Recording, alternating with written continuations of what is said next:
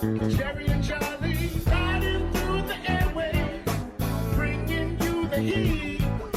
Come on, pull your fans. Now get up out your seat. They're bringing you all things Mets. They're bringing you all things Mets. They're bringing you all things Mets. Now you're listening to Chase Station.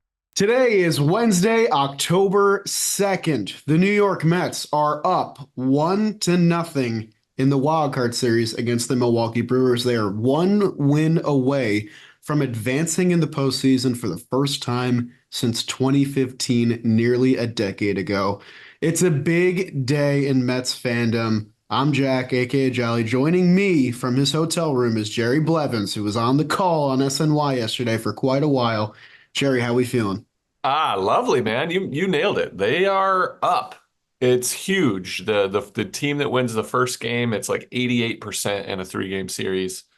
It's a big first win. They carried Especially in some the game they were momentum down. over. They carried that momentum. So, guys look good. What were your impressions of the game yesterday? You know, it was weird. I was a lot calmer yesterday, which you wouldn't think because it's a playoff game, not a regular season game.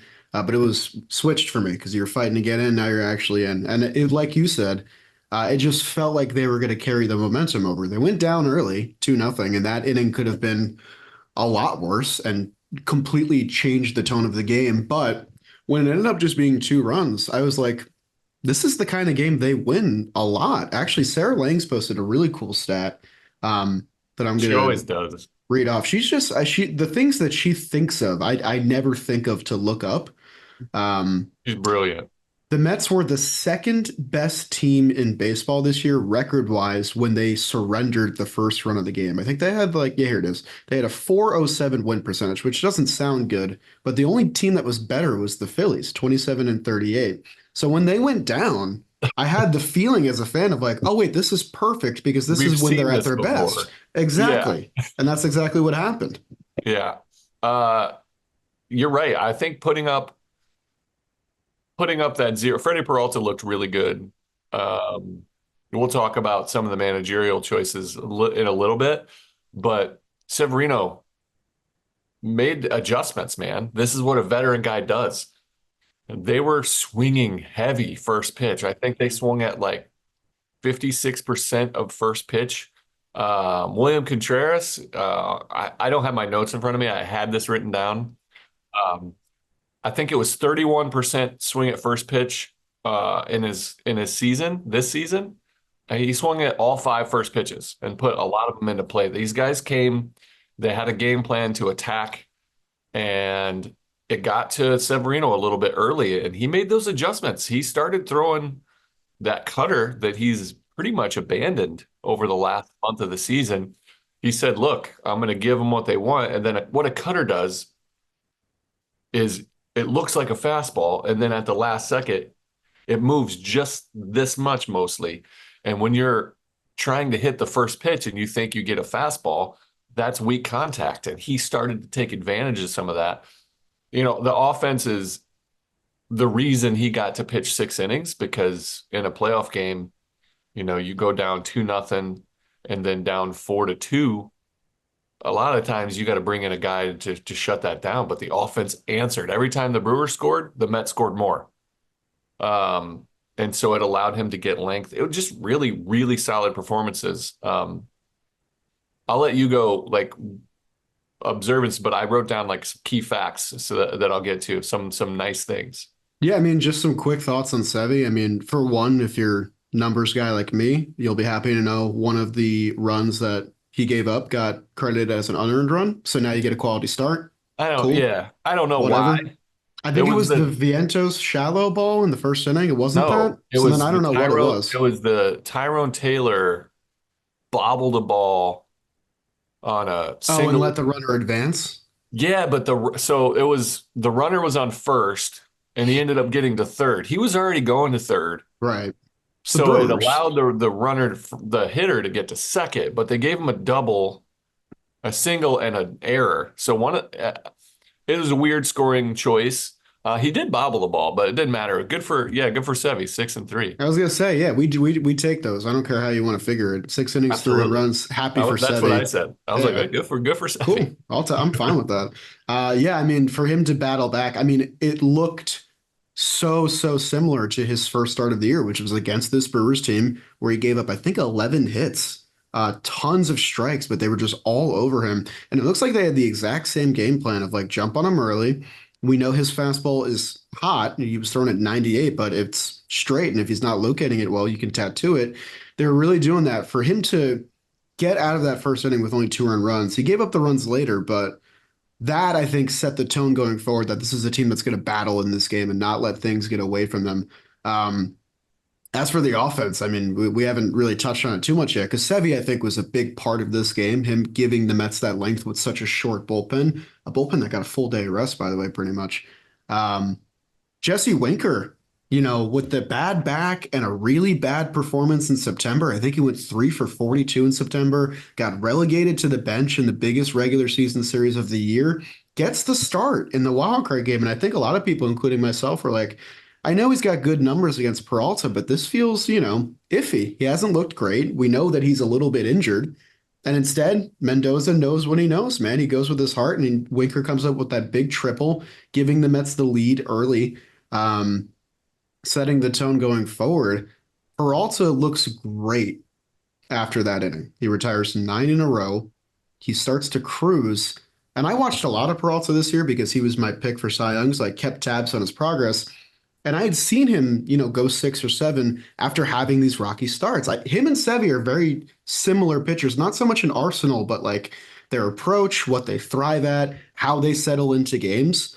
I was seeing that in Freddie, and I was like, oh shit, like we might not be able to crack them again until like the 7th inning because I think that's probably when Freddie gets yanked.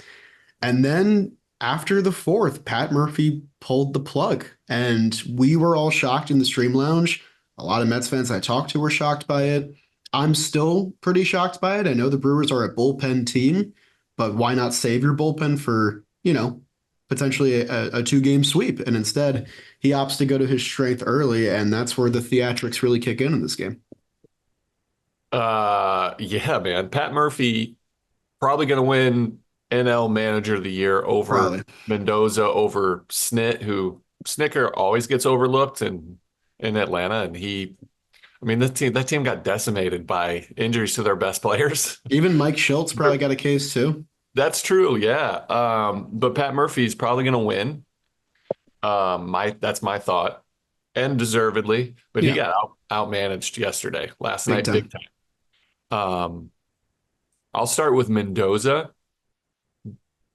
When the lineups came out, we were all in the SNY studio, and everybody's like, really? JD has finally started to break out.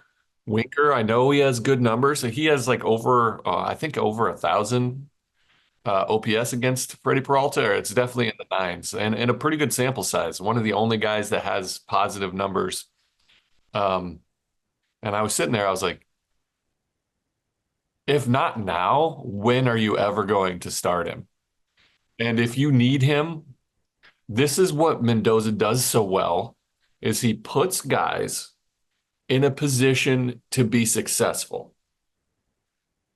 Even if they don't come through, the fact that the manager says, I believe in you right here, it makes you feel better about yourself. Like feeling that confidence as a player, knowing that the guy making the decisions believes that you're capable of doing it.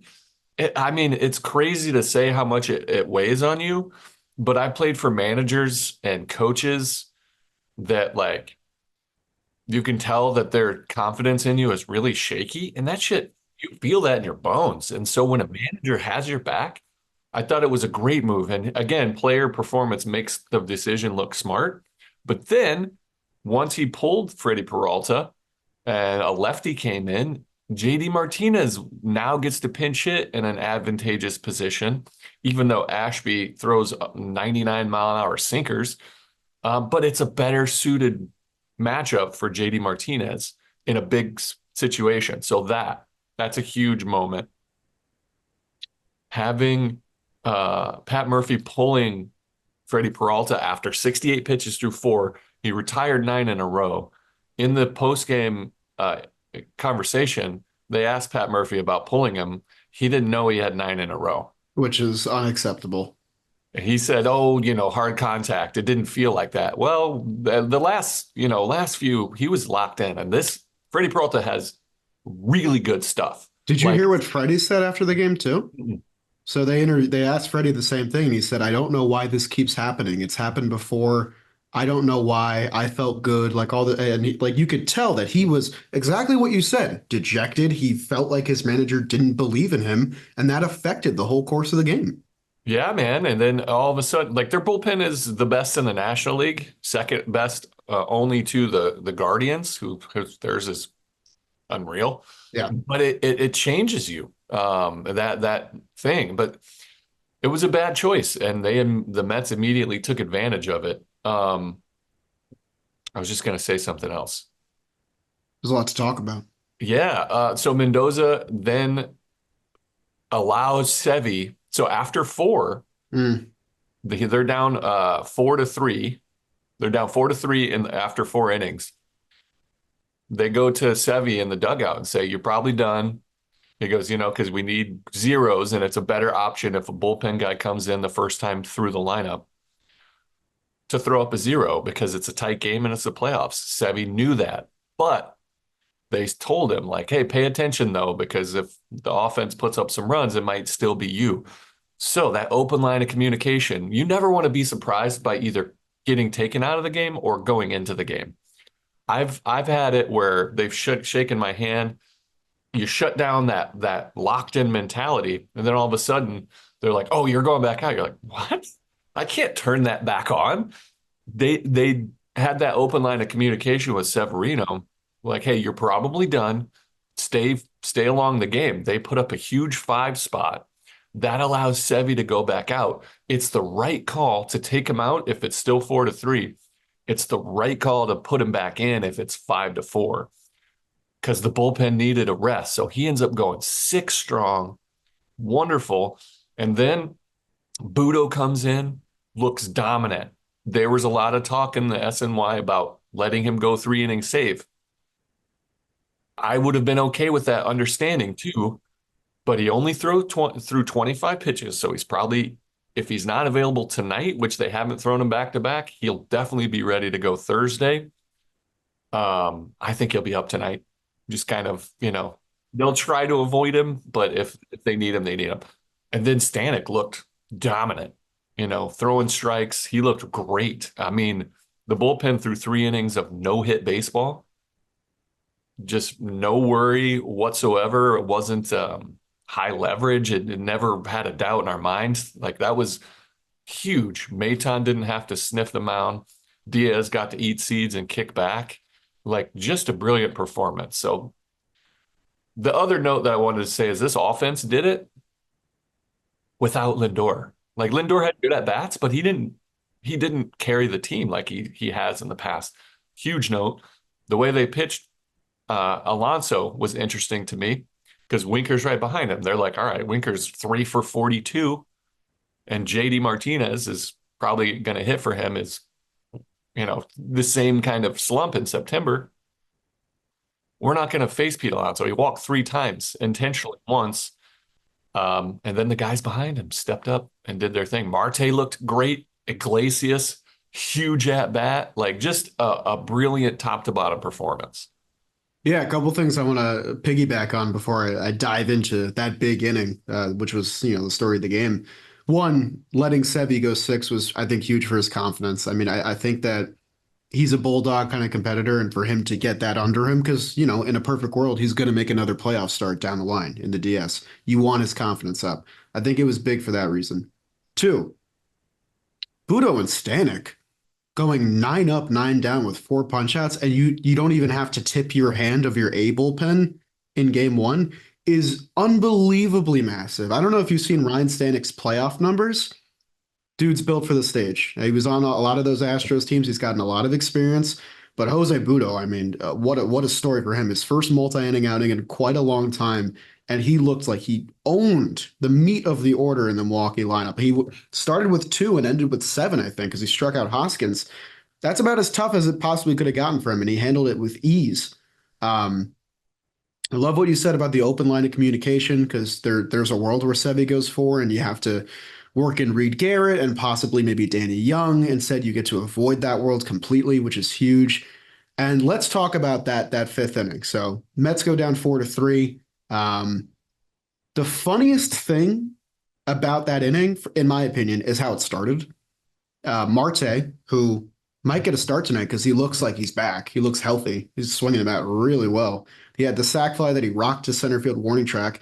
Then Joel Payamps is in. Marte swings first pitch on a 96-mile-per-hour fastball, cranks it to left field, and this 20-year-old Jackson Chourio kid leaps and makes an unbelievable catch. I said on the stream, I can't even hate. That was an unbelievable play.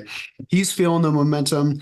I said at the same time, I was like, okay, I think if you're the Mets, you feel that. Crowd gets up. They're electrified now. They have a lead. They just made a big play. Pat Murphy feels a little vindicated in his decision. Things are teetering that way. Who steps up again? Who steps up again and has another insanely important at-bat that everyone's going to forget? Motherfucking Tyrone Taylor. He's at the center of every single big inning that this team has. He's always there. He's always involved. He rocks one to pretty much the same place. Chourio overplays it, gets a bad read, gets a little jumpy. It sails over his head. Taylor gets a double, and that's where things really start to kick into gear. This was almost, though, a nothing inning. You know, they had 2 outs and 2 on, and they hadn't scored yet. They had the double from Taylor.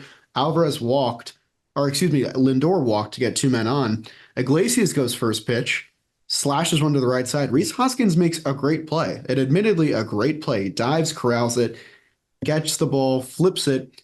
Payamps doesn't cover in time. What is with pitchers not covering the pace? So this is more about games? Iglesias' hustle than Payamps. I not agree, covering. but there's a world where the Brewers can get that out. Absolutely. It's a tall ask for a pitcher. Like he should have like he stumbled and didn't know where he was, but that's a Right. tough play.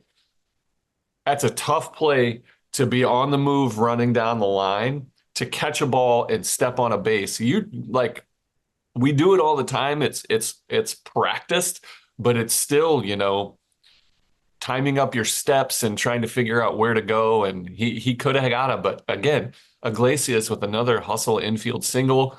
The dive was the right choice because otherwise he's going to have to collide with Payamps, who's, you know, kind of out of control coming across the line. Huge hustle moment. Yeah, and I mean, Iglesias, I normally don't love a dive into first base, but it was perfect for that scenario because his dive blocks Payamps from actually getting to the bag, even if he did get the ball in time. So he locked up that hit. How many guys don't bust out of the box there completely? I mean, you could probably name a few. Iglesias is not one of them.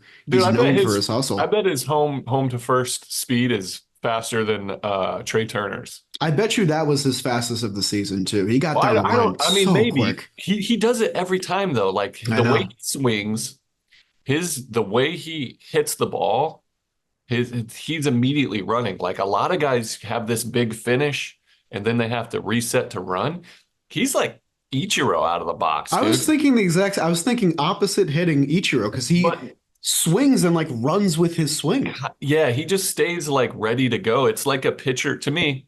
Again, always equate it to pitching because that's what I am. Some pitchers fall and finish their motion in a fielding position. That's incredible. I think, you know, Severino does it a lot of the time, but you know, watch Maddox, you know, guys that can just field the ball. I fell over. So for me, it's kind of like a guys that would finish their throwing motion and just be ready to go. Those are the guys, the same kind of swings. Like when you finish your swing, you're in a running motion. It's incredible. It was incredible. I was elated in the moment. The Mets tied the game. They had multiple runners on. Nimmo works a great at bat after going down 0-2 against Ashby. Gets one to the opposite side of the field. Terrain can't make a play. Too tough to corral. And then Mark Vientos comes up. Bases loaded. Tie game. Playoff game. 2 outs. Like, I know he swung first pitch, so it all happened really fast. But this was a massive moment in this game. There's easily an out here, and then you're tied going forward. You probably still can't use Sevy because you want to lead to bring him back in.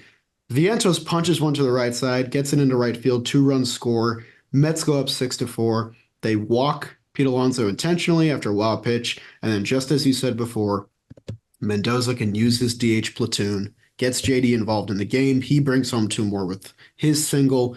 Now it's an 8-4 game. You've had another one of these innings where one thing happens after the other, hit after hit, base runner after base runner, baton passed, no home runs needed. Let's get 5 runs by a team effort completely. Really fun, very Mets inning to watch throughout that game. And I think it's so awesome that this is the DH tandem that we have and that it's working again.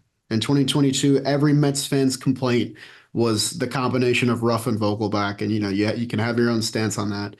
But this is so much more of a professional, seasoned, plate discipline kind of DH duo between JD and Winker, especially when they're right. And I'm really happy that, forget September. September, it's gone. It's last month. It's the regular season. It doesn't matter anymore. They batted they're 100 combined. I think they already have. I think they have more RBIs in October than they did all of September. I think that's accurate. The DH position was like 9 for 97 or something. I think Tim Britton tweeted the exact numbers. I gotta find it. It's actually ridiculous. But they have more. I got it already. September, Mets DHs went 9 for 93. That's an under 100 batting average. In October, they're 2 for 3 with 4 RBIs. It's awesome. It's awesome. I mean, you can't. Stupid sport. Crazy sport. Mendoza pulling all the right levers, moving, making the right choice, putting guys in positions to be successful, and guys coming through, man. It's a beautiful formula. I'd love to see it. I mean, for Jesse Winker to have that moment, it's going to be, if they go far, they're going to need Jesse Winker. They're going to need everyone. Yeah, but like a lefty, possible DH, possible outfield move. He was swinging at so many first pitches, pressing, trying to make it work. And he talked in his post-game interview about how JD and him talked. Like, JD's like a mentor to everybody. Jesse Winker's a vet, but JD's like super vet. And he's got his doctorate and master's degree in hitting. Talked to him about approach and was like, look, man, you got away from who you are. The reason you have success against a guy like Freddie Peralta is because you make him come into the zone. So guess what? He works his counts, gets a pitch to hit, and he hits it back to himself. Like, just wonderful to see in the biggest moment of the season for him to lock back in. And I don't know if you watched Jimmy's breakdown. He broke down the jawing that Winker and Adames did to each other. It's not a huge storyline. They basically chirped at each other. Apparently there's some bad blood, whatever. Right before Winker hits the triple, William Contreras is setting up inside, brushes dirt on Winker's leg to make it feel like he's setting up inside, and then immediately shifts to the outer part of the plate. Peralta throws a good pitch, like a nice, I think it was a changeup, outer half, right on the border of the strike zone. Winker just sticks the bat out and laces it, unrattled by all the scheming that the Brewers are trying to do against him. He threw dirt on his leg? Yeah, I think he did a little brush. Like that. Usually they do that to make it sound like you're moving back. Right, and I think he knew that. Actually, I'll check that out. Yeah, you should. It's early in the breakdown, but Jimmy's the best. I'm gonna check that out. So that inning, I mean, really set the tone for the rest of the way. I did not think.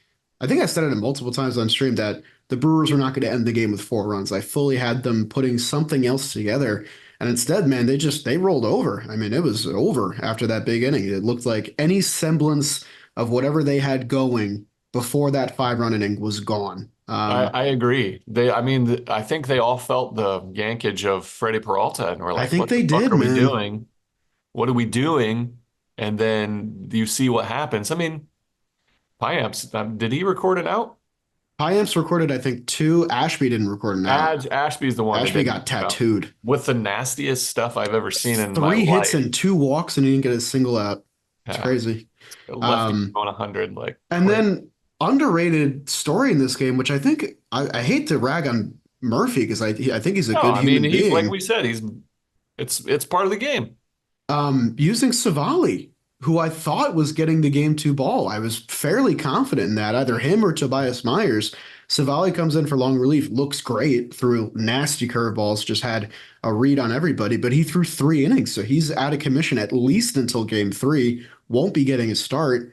And then this kind of leads into our game two preview because the Brewer starter isn't Tobias Myers either, who has been their best starting pitcher this year. The ball is instead going to go to Frankie Montas. And now the Brewers have tipped their bullpen hand. I don't think they're using their best starting pitching option available unless they plan to piggyback Myers and Montas. Just a lot of peculiar decisions from the Milwaukee Brewers. Yeah, Savali looked nasty. He did. He looked great. Montas pitched well against the Mets last time out, but having seen him recently is definitely tipped in the favor of the Mets there. The same could be said for Manaea, but I think Manaea, first of all, I think there's something weird about their home field mound because I never felt comfortable throwing there. Like your shit just moves differently. Manaea, I think it's flat, or their bullpen mound is like super steep, and then when you get into the game mound, it feels weird because like in the first inning and the first 2 innings, really, you saw Severino missing up. Like his timing looked off. Manaea said his sinker was sinking too much. Like he couldn't figure out what it was. I think there's a height level difference and slope difference in between the bullpen mound and the game mound. Complete conspiracy theory, but I never felt comfortable on that mound too. It always felt like something was weird. Jerry Blevins, 5.68 ERA in Miller Park in his career. That might be why, but it also might just be that they were really good and I was really bad at that time. This has nothing to do with anything. I just need to tell you this. Did you know you have 10 scoreless innings in the Trop? Yeah. I mean, I didn't know What's that that, but I about? know that I enjoyed pitching at the Trop. That just stood out to me. I was always mad to be at that ballpark because their bullpen was so So you uncomfortable just that I was like, pitched angry? if I'm gonna be here, I'm gonna make sure I throw a zero. Same with day games. I always pitch well in day games. You can tell I'm not a morning person. The Yeah, fact that you made me get up, I'm like, I'm gonna get up I'm angry. I'm gonna make this work because if I'm up, like you're gonna pay for it. I need to find out. Hang on. Where's your day game stats? My This has splits, nothing to do with anything. it doesn't. Yeah, It's a Jerry pod now. Oh, yeah. 215 batting average against in day games. and I still Pin would them rather down. pitched every night game. Well, with that, guys, let's talk about game two. Mets are up 1-0 in the wildcard series. They have another eventful comeback win. Bullpen picks him up. Severino goes 6. And now that game 161 win continues to loom large because your rotation is set up exactly how you want it to. The ace is going to take the bump. Sean Manaea. He was on an Wait. I want to say something different real quick. Okay. Happy New Year to my Jewish folk out there listening. Oh, Rosh Hashanah, that's nice. Is that uh, tomorrow? it's today or Oh, tomorrow, whatever the high holiday. I think it's today Shana and tomorrow. Tova. Okay. Shana Tova. I think that means like Happy New Year. I wouldn't know. Anyway, sorry. We'll Glad clip we got that that one. in, Jerry. Glad we Shana got Tova that. to our Jewish brethren. Shout out to any Jewish brethren listening in. Happy New Year. Happy New Year. What the hell was I saying? I was talking about Sean Manaea? Threw me off Yeah. there. It was important. It was really important for me. Let's start that whole section over for you. Perfect. Sean Manaea gets the ball. Mets ace. He was on an incredible run of starts up until his last one against this very team. 3 2/3 innings, 5 earned runs, 7 hits, 2 walks. The big blow, obviously, being that Rhys Hoskins grand slam, which made it feel like the season was kaput. Instead, we're here, and Manaea gets another shot at redemption. It's going to be interesting. I think the Mets still are going to want some length here. I think there is room for error for Sean Manaea. I don't think that hook will be too quick. But if there's a world where you get your usual 6 2/3 innings or even 6 innings, but of Sean Manaea like he's done the past 2 months, and you have that bridge of Garrett and Diaz and Maton ready to go, I really like this team's odds. I do too, man. I think Manaea it makes an adjustment here on what happened to him. I think he'll feel more comfortable pitching in American Family Yeah, Park. but it's Miller Park. I I mean, they're the know. Brewers and they had a beer name. It was I perfect. know. It is weird. But I Stupid. think Mania steps up here. I think he'll be more comfortable. Um, I think the Brewers may feel a little bit of that pressure. We'll We'll see. see. They felt it. It looked like they showed a little, a little dent in their armor there. Um, but yeah, I expect him to have a really good one. I expect this Mets offense to really make Montas work. Um, yeah, man, and it's set up, hopefully ideally you can stay away from Maton and Diaz again and give those guys another day because they pitch so much at the end of the regular season. But obviously, you got to win the ball game. You can't. Those guys will pitch if need be. I think even Buto will be available, but we'll see. This is Yeah, I going to be a fun mean, one. perfect world. Mets win today. They get tomorrow off and Friday off before the NLDS, which would be Saturday. So Um, yeah, so I think these guys, I think everyone's available, even Budo, honestly, 100%. Yeah, who, I wouldn't mind throwing him out there getting looked great yesterday. Um, for Mania, before this last Milwaukee start, Mets were 8-0 in his last 8 starts. He went 6 2/3 at least in each of those starts, ERA under 3. If they get that effort, you're going to really like their odds in this game. For Montas, it's been kind of the opposite story. He's only won once in his last 7 starts.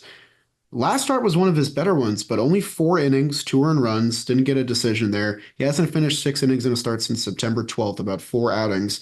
So expect this to be another bullpen heavy game for quick the hook. Brewers. It might even be Absolutely. quicker than Freddie, if I'm being honest. If there's any semblance of trouble, I think they're going to get Montas out of there and probably Yeah. use one of their bulk guys, but we'll see. We were thinking that instead of Montas that they were going to throw a bullpen game at us. You know,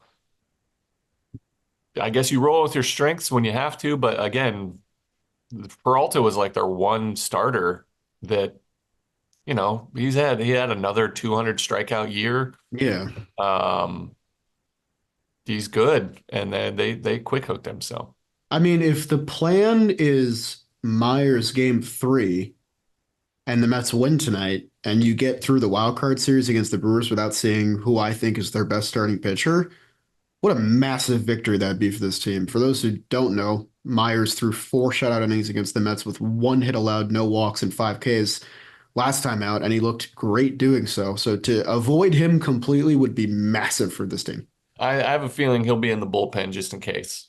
I think so They're too. And saving him then for game 3, but he'll probably be ready to go. But who and then they knows? have a whole game 3 Might as conundrum well to sort start out him after that. today. I don't know. I I don't think you know might who's as well making those start him. decisions. I So, really don't get it. I do. But I'm happy about it. I'm certainly happy because it favors my boys. The Mets are on the cusp of doing something pretty special, something that Mets fans have not seen in a long time and may not feel big right now because of how weird this 3 game series situation is. But we haven't seen these Mets in a division series, a 5 game playoff set in almost 10 years. And they're 1 win away from doing so. And they look as confident and as poised to do so as they have at any point in the past 2 weeks. I cannot wait for tonight. Yeah. I expect to see the exact same lineup, Yeah, including Marte, who's looked really good. he deserves to be in Uh, there for sure. I agreed. He looks like he's fully healthy and locked in. I mean, he went 0 for 2 yesterday with an RBI and a walk, but he looked dangerous, and that's what you need. You need guys that can lock it in. Tyrone Taylor, like you said, another huge at bat, deserves to, and he's playing good He's center going to play field. again. I can guarantee you that. Yeah, agreed. And so, outside of Winker, lefty DH, and then have JD off the bench, like, I mean, it's scripted out. So, No reason to change anything. I mean, you win that game with a 0 for 8 from both your Franciscos, who had been 2 of your best hitters. No reason to change a thing. I didn't get to comment on it before. Good on Pete Alonso. He didn't get a ton of pitches to hit yesterday. Drew 3 walks. One of them was intentional, but it was very clear that this Brewers team scouting report was throw the low and away breaking pitch, try and get him to fish, and he didn't. don't let here's their approach. Don't let Francisco Lindor beat you, and don't let Pete Alonso beat you. And they didn't. Yep. and the rest of the lineup stepped up. And the Mets still won by 4. Yep. I expect to see something similar. We'll see. I don't know if they'll attack Lindor anymore because he's the best player on the team. I'll be interested to see if they start pitching to Alonso with Winker and JD Lumen there and Marte behind them. Yeah, I mean, the wild card series is so interesting because you have like less than 24 hours to either, completely change your game plan if that's what is necessary, which looks like it for the Brewers, or just, roll the same thing out there and hope for a different result. But the Mets are in the driver's seat. Winning game one in these series is so important. In the history of the wild card series, every team that has won game one has won the series. Hoping that stays true this year. The only team that has ever forced a game 3 was us back in 2022. Hopefully the Mets just finish the job tonight, get themselves 2 off days, and then head to the freaking bank to play the Phillies in the NLDS. Sounds good. Can't believe that sentence is real. That's nuts. 22-33. All right, let's try to get Bryce Terang out today. He's a pest, man. Dude, he hits like 1,000 against the Mets. Like in a team full of pests, he is the pestiest. His season, he had like 210, and then he hits like 700 versus the Mets. And the crazy thing, his numbers early in the year were awesome, and I watched him play, and I was like, this dude's a stud. He was a 5-WAR player. He's like he's probably the third best defensive second baseman in the league. Probably. Like, he's up there. Anytime the ball is hit his way or Joey Ortiz's way, they're both incredible. It's an out. Yeah. Anyway, like let's win a ball game here. This is gonna be fun. Brewers Enjoy the bed, ride again. man. Put them to bed. Let's Soak go up Mets. every moment. Let's go Mets. We will see you guys hopefully soon with a victory podcast. You got another watch party? Tonight we're streaming again, I think on JM Baseball. If anything's different, I'll tweet it out. And if we get to the DS, there will be streams on Shea Station. Mets specific streams, Mets fans only, Mets decorated backdrop. Beautiful. They got to get there, and I think they will. All right. Well, let's go Mets, and look forward to that. Let's go Mets. Check out the new stream highlights on the channel. They went out this morning. I'm gonna watch them today. Subscribe if you haven't already. Leave us a review. Leave us a like. We appreciate you. Big month for us. Big month for the Mets. Big month for Mets fans. Let's go Mets. Let's go Mets. Shana Tova. Shana Tova. Attaboy. Perfect. Shea Station.